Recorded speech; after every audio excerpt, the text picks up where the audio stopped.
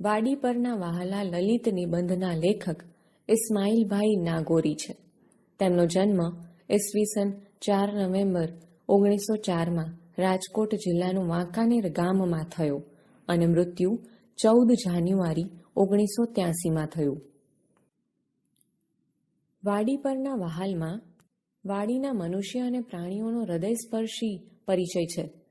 ખેતર પર નભનારા માણસોના જીવનમાં વાડી કેવી રીતે ઓતપ્રોત થયેલી હોય છે, તેમજ વાડી પર નભનારા પશુ પંખી જનાવરોની સૃષ્ટિ પણ કેવી આત્મીય હોય છે એ આ પાઠમાં આલેખાયું છે. વાડીની લીલી દુનિયા વચ્ચે કેટલા જગત હોય છે, જાણે નાના મોટા જીવોનું સંગ્રહ સ્થાન, ઉધઈનું બાંધકામ ને કીડીની કરામતો, કાંકીડાની લડાઈ ને સાપના યુદ્ધો, ધોયરાનું વિચિત્ર ગાન, મંકોડાની છાવણીઓ, ભરવાડીના કાફલા, ગોકળગાયના ભપકા ને વીંછીનો ચીર સ્મરણીય ચરણ સ્પર્શ, બધું દિન રાત ચારે કોર ચાલતું હોય છે. કોઈ વાર આવું નજરે ચડે ને એનું ધ્યાન ખેંચાય, પણ મોટે ભાગે માણસ એના કામમાં જ હોય. વાડીમાં રહીએ તો દેડકા તો ઘરમાં જ વસવાટ શોધતા નજરે પડે. વાડમાં સર્પ નોળિયા જ નહીં પણ કાળોતરા અને માંજરના જીવન મરણના સંગ્રામો ખેલાતા હોય છે. હાથના કણા ચાંચેથી પૂરા કરતા લલેડા, અળસિયાનો ગોળો કરી આરોગતા દેડકા, નાના સસલાથી ફાટાફાટ પેટ ભરી પગદંડી પર સૂતા સર્પો, કાગડાઓથી વચ્ચેથી માર્ગો કાઢતા ઘુવડ, શેરડીના શોખીન શિયાળ, ઈંડા શોધતા ખેરખટ્ટા, મરઘીના બચ્ચાને ચોરીને ઘર દર ભેગા કરતા ઉંદર જેમ જોવા મળે, તેમ પશુઓને વળગતી જીવાતો વીણતા બગલા, પાકને બગાડતી ઈયળો, સાફ કરતા પક્ષીઓ, ઉંદરની વસ્તી પર અંકુશ રાખતા રાની માંજરો વગેરે પણ ત્યાં જ રહેતા હોય છે.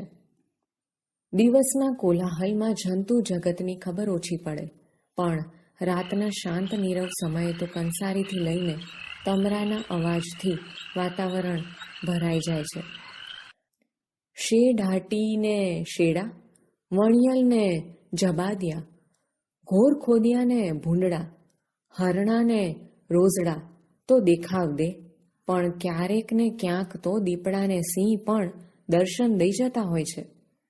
વાડીમાં રહેનારા ને આવનારાઓ આ રીતે ભાતના હોય. ખેડૂતનું ખાસ ધ્યાન તો વધુ રંજાડે, વધુ કંઈ બગાડે એ તરફ હોય.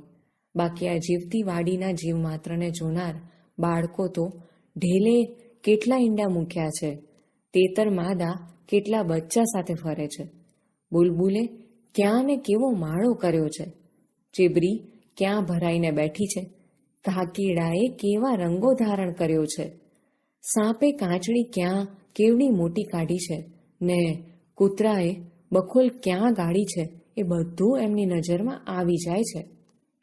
ખરું જોતા જીવનનો જે ખજાનો વાડીમાં ભર્યો હોય છે, તેના એ પોતે પણ અગત્યના ભાગ જેવા જ છે. દરેક ઋતુ પોતાના પ્રત્યક્ષ પદાર્થ પાઠ લઈને આવે છે. કુદરતનો એક કારવાન કાફલો આવે છે ને જાય છે, ને એ બધા પોતાના હોય તેમ વાડી તેમને સૌને આશ્રય, આવાસ ને આકાર, આહલાદ આપે છે.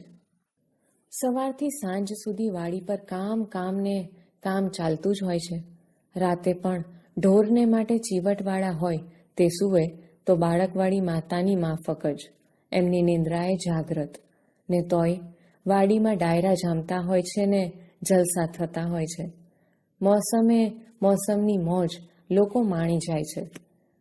મકાઈના ડોડાની મેજબાનીઓ ચાલતી હોય. આજુબાજુની વાડીના અડોશ પડોશી મિત્રો ભેગા થઈ જાય ને આમંત્રિતો પણ કુંડાળામાં ભળી જાય. દુબળા લાકડાની ને પાંખી કાથીની ખાટલીઓ ઉપર માનવંતા મહેમાનોને બેસાડાઈને સ્વયંસેવકો કાંટા ભેગા કરી લાવે. કોઈ 2 સળી બાકસની અર્પણ કરે ને પછી તો ભૂટ્ટા, પીળા ને પોણા કાણા વહેંચવા માંડે.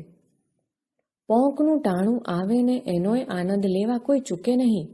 માંડવીના ઓળા તો છેક સૂકી માંડવીમાંથી શેકેલ માંડવી મળે ત્યાં સુધી રાત્રે, મોડી રાત્રે ને વહેલી સવારે ચાલુ રહે. એ કોલસીને રાખના ઢગલાને આવતા જતા રસિયાઓ સાઠી કડેથી ફંફોડતા જાય ને એક દાણો બચી ગયેલો મળી જાય તોય સંતોષ માને. શંકા ભર્યા મોલની પણ માંડવીઓ અસામાન્ય તો નહીં જ.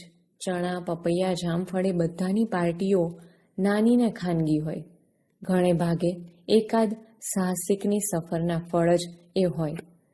ચીજ લઈને પછીથી વાતમાં કહી દઈએ તો દોષ મુક્તિ થઈ જાય છે એ માન્યતા પણ સાવ ગઈ નથી. ખાવા પીવાને જ માણસો મળે છે એવુંય નથી.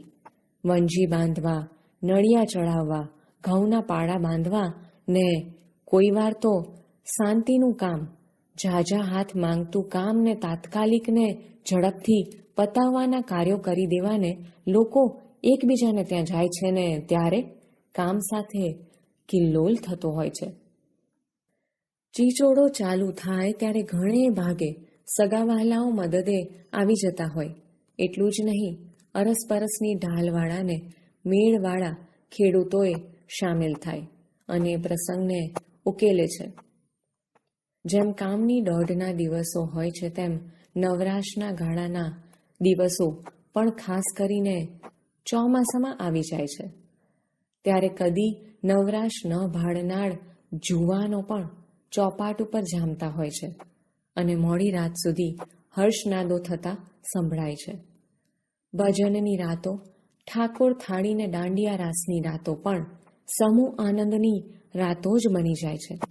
ગામ કરતાંય વાડી પર આ પ્રસંગો વધુ દીપી ઉઠે છે. આ તો થયા ખાસ પ્રસંગો, પણ રોજિંદા કામોમાંય જ્યાં 5 માણસો ભેગા કામ કરતા હોય છે ત્યાં એકાદ આનંદી જીવડો સૌને ટોળ ટીખળ શાળા ગપસપ ને રમૂજથી મજા પીરસતો હોય છે. આ બધો આનંદ ન હોય તો અનેક એક ધારા ખેતીના અનિવાર્ય કામો ઢસરડો બની જાય.